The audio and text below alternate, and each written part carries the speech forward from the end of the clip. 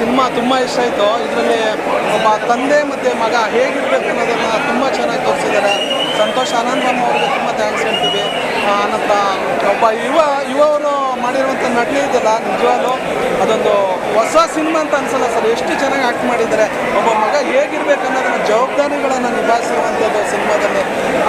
ಕಡೆದಾಗಿ ಒಂದು ಡೈಲಾಗ್ ಇದೆ ಆ ಮೂವಿಯಲ್ಲಿ, ಏನಂತಂದರೆ ಮಗ ಬೆಳೆದು ದೊಡ್ಡವನಾದ್ಮೇಲೆ ಮಗ ಆಗಿರಬಾರ್ದು, ತಂದೆ ಆಗಿರಬಾರ್ದು ಅನ್ನೋದು ಒಂದು ಡೈಲಾಗ್ ಇದೆ ಸರ್. ತುಂಬ ಚೆನ್ನಾಗಿದೆ ಅದು. ಎಲ್ಲ ಒಬ್ಬ ಮಗ ಹೇಗಿರ್ಬೇಕು ಅನ್ನೋದನ್ನು ತೋರಿಸುವಂಥ ಸಿನಿಮಾನೇ ಯುವ. ತುಂಬ ಚೆನ್ನಾಗಿದೆ ಸರ್. ದೊಡ್ಡ ಮನೆ ಸುಮ್ಮನೆ ಬರಲ್ಲ ಸರ್. ಪ್ರತಿಯೊಂದು ಸಿನಿಮಾದಲ್ಲೂ ಒಂದೊಂದು ಮೆಸೇಜ್ ಸಂದೇಶ ಕೊಟ್ಟೆ ಕೊಡ್ತಾರೆ.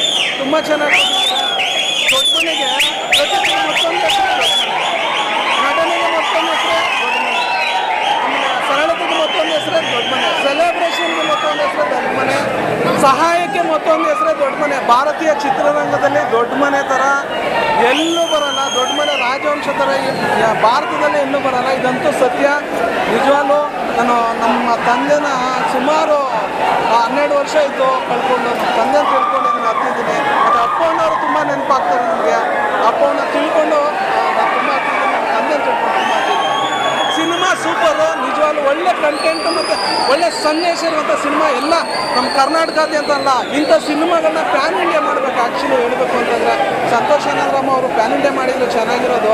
ಯಾವ್ಯಾವುದೋ ಕೊಚ್ಚಿ ಕತ್ತರಿಸಿ ಬಿಸಾಕ್ತಾರೆ ಅಂಥ ಸಿನಿಮಾ ಎಲ್ಲ ಪ್ಯಾನ್ ಇಂಡಿಯಾ ಆಗಿದ್ದಾವೆ. ಸುಮ್ಮನೆ ಇಂಥ ಕಂಟೆಂಟ್ ಇರುವಂಥ ಇಂಥ ಒಳ್ಳೆ ಅಂಶಗಳಿರುವಂಥ ಒಂದು ಸಿನಿಮಾ ಪ್ಯಾನ್ ಇಂಡಿಯಾ ಸಿನಿಮಾ ಆಗಬೇಕಾಯ್ತು. ನಿಜವಾಗ್ಲೂ ದಕ್ಷಿಣ ಭಾರತ ಎಲ್ಲರೂ ನೋಡಬೇಕಾಗಿರೋಂಥ ಒಂದು ಸಿನಿಮಾ ಇದು. ತುಂಬ ಚೆನ್ನಾಗಿದೆ ಸರ್. All the best ಯುವಣ್ಣ.